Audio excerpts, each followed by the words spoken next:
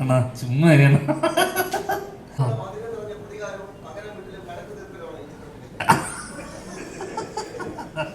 ഇതിൽ പറഞ്ഞു വരുമ്പോ ഇതിൽ ശരിക്കുള്ള നായകൻ സിജുചേട്ടനാണ്.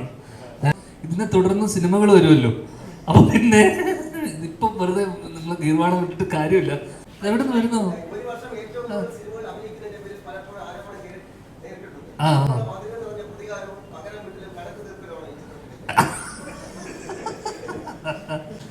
അങ്ങനെയൊന്നും നാക്കണ്ട. അല്ല അങ്ങനെയൊന്നും അല്ല, അങ്ങനെ പറഞ്ഞ പ്രതികാരമൊന്നുമില്ല. കാരണം ഇതിനെ തുടർന്ന് സിനിമകൾ വരുമല്ലോ, അപ്പൊ പിന്നെ ഇപ്പൊ വെറുതെ നമ്മള് ഗീർവാണം വിട്ടിട്ട് കാര്യമില്ല. കാരണം സിനിമയാകുമ്പോ അത് ഓടും, ചിലത് ഓടാതെ പോവും. അപ്പൊ ഇത് ഒരു ഓൺഗോയിങ് പ്രോസസ് ആണല്ലോ. അപ്പൊ അതിനിടയിൽ ചില സിനിമകൾ ഓടും, ചില സിനിമകൾ, നമ്മുടെ കേസിൽ മിക്ക സിനിമകളും ഓടാതെ പോകുന്നു, ചില സിനിമകൾ ഇടക്ക് ഓടുന്നു. എന്നെ സംബന്ധിച്ചിടത്തോളം ഇത് പ്രതികാരമൊന്നുമില്ല.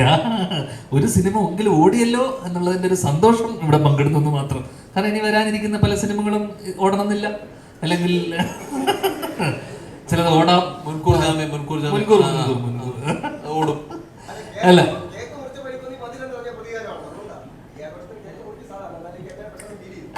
ആണോ ചുമ്മാ കാര്യമാണ്.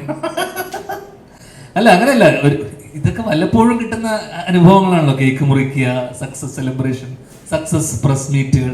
ഇപ്പം അടുത്ത് പ്രിൻസിന്റെ സക്സസിന് വരാൻ പറ്റി, അതിനെ തുടർന്ന് വീണ്ടും ഒരു കുഞ്ഞു സക്സസ്. അപ്പോൾ എന്തായാലും സന്തോഷം, അത്രേ ഉള്ളൂ. Thank you. ആ ബാ. ആ കണ്ടിട്ടുണ്ടോ ചേച്ചി? അറിയില്ല, ഇല്ല, ബേസിൽ കണ്ടിട്ടില്ല എന്ന് തോന്നുന്നു. ഇല്ല.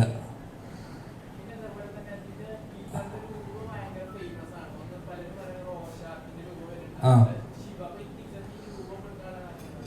അത് എന്നോടല്ല, നിങ്ങൾ തന്നെ പറയണം. ബേസിക്കലി ഒരു ക്രീപ്പിനെസ് നമ്മുടെ കില്ലറിന് വേണം തോന്നി. അപ്പോൾ അതിൽ പണ്ട് 90 സെറ്റിംഗ് ആയതുകൊണ്ട് തന്നെ ഷാക്ക് എന്ന് പറഞ്ഞൊരു കോമൺ സംഭവം കില്ലറിന് കൊടുക്കാന്നേ ഉള്ളൂ. അല്ലാതെ അത് ഷിബുവായിട്ടോ അല്ലെങ്കിൽ റോഷാക്കായിട്ട് അങ്ങനെ കണക്ഷനൊന്നും ഇല്ല.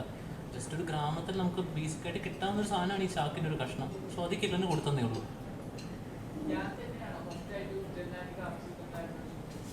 നമുക്ക് ആദ്യം ഇതിൻ്റെ സ്ക്രിപ്റ്റ് കുറച്ച് ഡിഫറെൻ്റ് ആയിരുന്നു. സോ ആദ്യം നമ്മൾ സീനിയർ ആക്ടറിനൊക്കെ ആയിരുന്നു അപ്രോച്ച് ചെയ്തിരുന്നത്. പക്ഷേ ഫൈനലി സ്ക്രിപ്റ്റിൽ കുറേ ചേഞ്ചസ് വരുത്തിയപ്പോൾ ധ്യാൻ ചേട്ടന് ടീലർ മെയ്ഡായിട്ട് തോന്നി.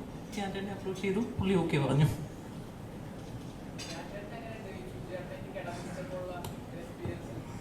ഏതാ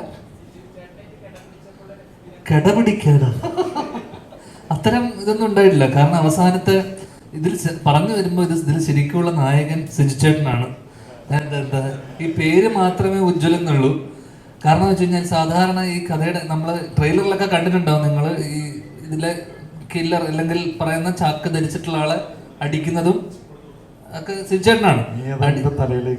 അല്ല അടിക്കുന്നതും പിടിക്കുന്നതൊക്കെ സിജുചേട്ടനാണ്. നമുക്കത് ട്രെയിലറിൽ കണ്ടാൽ മനസ്സിലാവും. സാധാരണ നായകനാണല്ലോ